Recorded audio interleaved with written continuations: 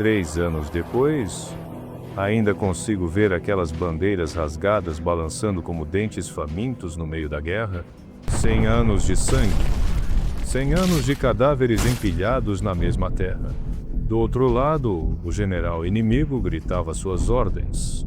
O rei, covarde demais para se aproximar, observava, trêmulo, enquanto seus soldados caíam como folhas secas. Ele perguntou se havia alguém capaz de deter os demônios de Shuda. Então, eu apareci. Um único cavaleiro avançando contra uma legião inteira. Cortei o general ao meio e joguei os restos no chão como aviso. Mas por mais que eu lutasse, ainda era só um homem contra dezenas. Quando a morte me cercou, a floresta se abriu. Os falcões surgiram como um golpe do destino. Griffith virou massacre em vitória. Ele ergueu o capacete, me encarou e fez aquele maldito sinal positivo calmo como se dominasse o mundo. Na base, meus homens me levantaram nos ombros. Casca veio logo atrás, furiosa, dizendo que eu continuava o mesmo cachorro louco de sempre. Talvez ela estivesse certa. Griffith recebeu títulos de nobre. Os falcões deixaram de ser mercenários. E eu fiquei do lado de fora só com minha espada.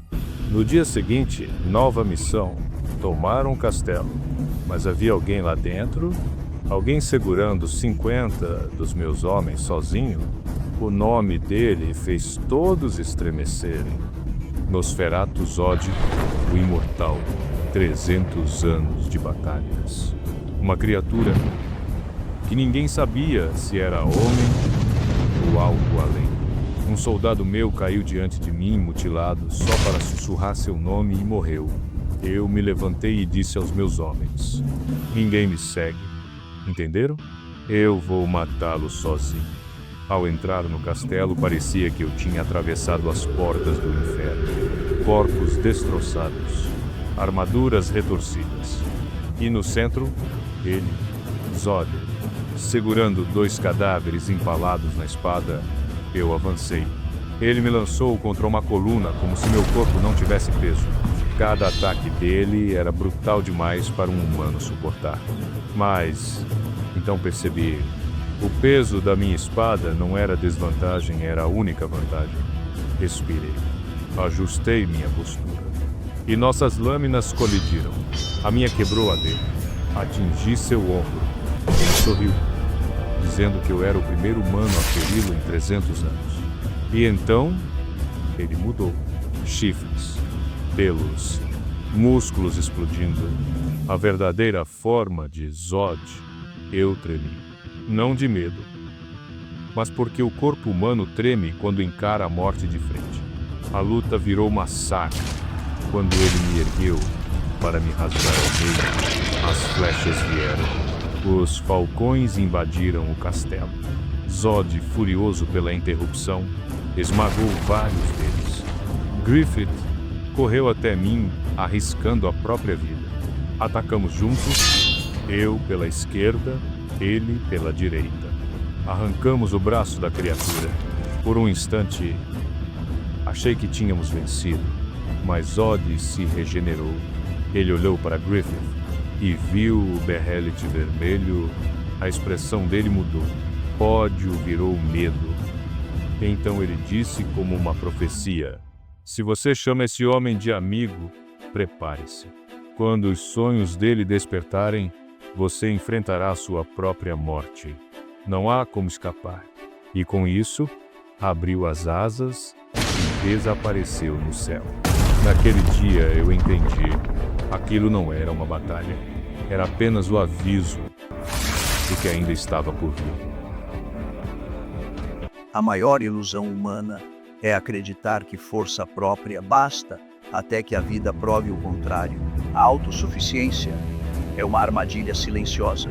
Ela nos convence de que somos fortes o bastante, inteligentes o bastante, capazes o bastante, até que a vida coloca diante de nós algo que simplesmente não conseguimos enfrentar.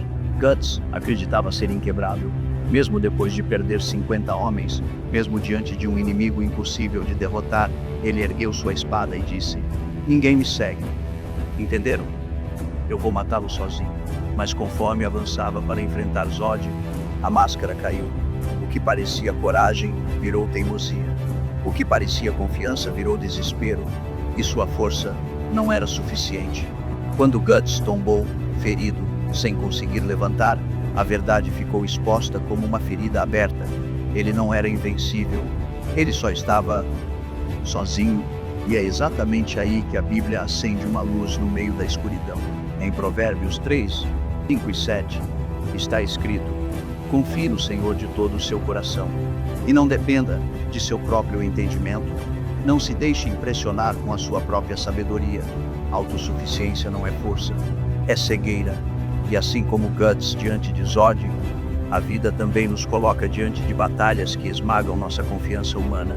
Ansiedade, culpa, perdas, medos, pressões que nenhum ser humano pode carregar sozinho. E quando insistimos em lutar sem Deus, caímos como Guts, cansados, feridos, exaustos. Mas há um detalhe poderoso: Guts só viveu porque alguém correu para salvá-lo. E espiritualmente, nós também. A vitória não vem porque somos bons, fortes ou autossuficientes, mas porque Deus intervém. Ele sustenta, Ele fortalece, Ele livra, Ele levanta. Mas esse episódio não fala apenas sobre força.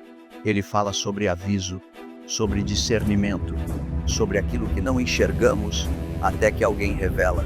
Porque quando Zod vê o Behelit em posse de Griffith, algo muda. Ele recua. E então declara a frase mais sombria da batalha: eu vou lhe dar um aviso, uma profecia. Se você chama esse homem de amigo, prepare-se. Quando os sonhos dele começarem a acontecer, você vai enfrentar a sua morte. Você não pode escapar. Zod, o imortal, entrega a Guts algo que ele não poderia saber sozinho. Um vislumbre do futuro, um alerta, uma revelação, uma profecia. Isso nos leva a outra verdade bíblica profunda. Profecia não é adivinhação. É aviso, é direção. É Deus falando ao seu povo. Na Bíblia, profetas eram sentinelas, homens e mulheres que recebiam palavras que não nasciam da sua mente, mas do Espírito de Deus. Palavras que não surgiam de emoção, mas de revelação. E, assim como Zod trouxe a Guts um alerta que mudaria seu destino, Deus também nos alerta, nos corrige, nos chama de volta, nos mostra caminhos que não enxergamos. Mas a Bíblia também diz: julguem toda profecia, testem tudo, confiem no que é bom. 1 Tessalonicenses 5, 20 e 21. Porque nem toda voz é de Deus, nem todo aviso vem do céu, e discernimento é tão necessário quanto coragem. O critério final, sempre as Escrituras. A palavra é o filtro, a bússola, a segurança. Assim como Guts recebeu um aviso sobre o perigo ligado aos sonhos de Griffith, nós também recebemos avisos espirituais, chamados ao arrependimento, alertas sobre decisões, convites para ajustar nossa rota, direções que podem evitar quedas ou salvar nossa vida. Mas aqui está o ponto mais importante. A verdadeira força não é vencer sozinho, é reconhecer que sozinho você não vence. Então respire fundo e pergunte ao seu coração: em que área da minha vida eu estou tentando ser forte demais? O que Deus já pediu que eu entregasse? Qual aviso eu estou ignorando? Dependência não é fraqueza, é maturidade, é sabedoria, é fé. E ao contrário de Guts, que ouviu uma profecia de morte, nós temos uma profecia maior, eterna e inabalável. Deus tem o mundo inteiro em suas mãos. E quem caminha com Cristo nunca enfrenta a batalha sozinho.